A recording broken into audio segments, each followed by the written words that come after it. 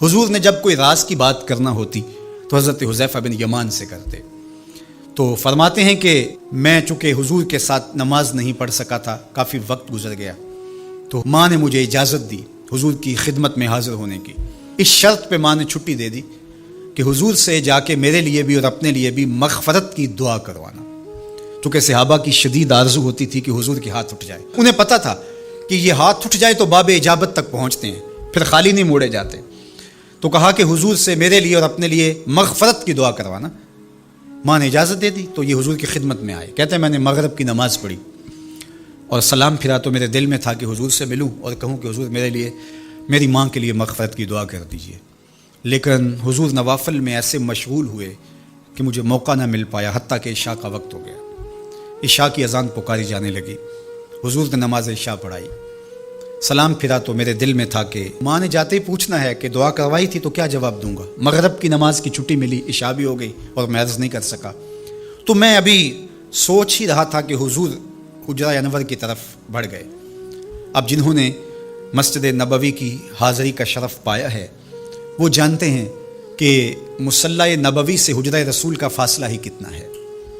اور جنہوں نے یہ شرف نہیں پایا، میری دعا ہے کہ وہ اڑ کے مدینے چلے جائیں. سچی بات ہے، جس نے وہ شہر نہیں دیکھا اس نے کچھ بھی نہیں دیکھا. جنہوں ویک کے اکھیاں ٹھر دیاں نے، جنہوں ویک کے ٹھر دا سینہ ہے، ربا تیری ساری خدائی وچوں بس اکو شہر مدینہ ہے.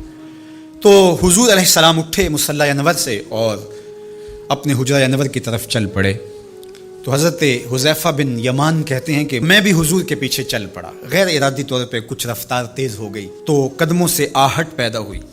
تو حضور نے ارشاد فرمایا کہ من ھذا، کون ہے؟ پھر خود ہی کہا حذیفہ تو نہیں؟ قلت نعم، میں نے کہا جی جی حضور میں حذیفہ ہوں. تو آقا کریم علیہ السلام نے کوئی توقف کیے بغیر فرمایا ما حاجتوں کا غفر اللہ لک والے امے کا، اللہ تجھے بھی بخش دے، تیری ماں کو بھی بخش دے، کس کام آئے ہو؟ اب حذیفہ بن یمان کہتے ہیں جو کام تھا وہ تو جنبش لب سے پہلے ہو گیا. یہاں تو لفظوں کا سہارا نہیں لینا پڑتا، وہ بند لبوں کی بولیاں سمجھتے ہیں. تو کہتے ہیں کہ جو حاجت تھی وہ تو پوری ہو گئی.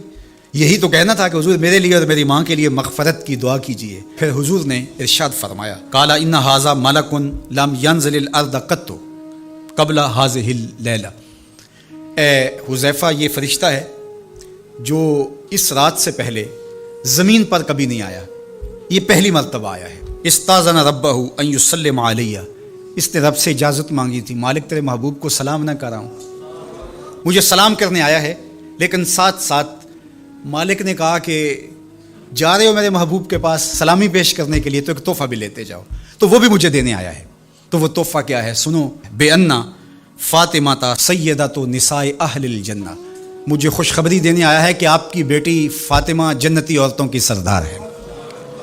اور وَأَنَّ الْحَسَنَ وَالْحُسَيْنَ سَيِّدَا شَبَابِ أَهْلِ الْجَنَّةِ، اور حسن اور حسین فاطمہ کے بیٹے جنتی جوانوں کے سردار ہیں. یہ آج خوشخبری لے کر کے میرے پاس مجھے سلام کرنے آیا ہے. تو یہ ملکہ جنت ہیں، خاتون جنت ہیں، سیدہ نساء اہل جنت ہیں.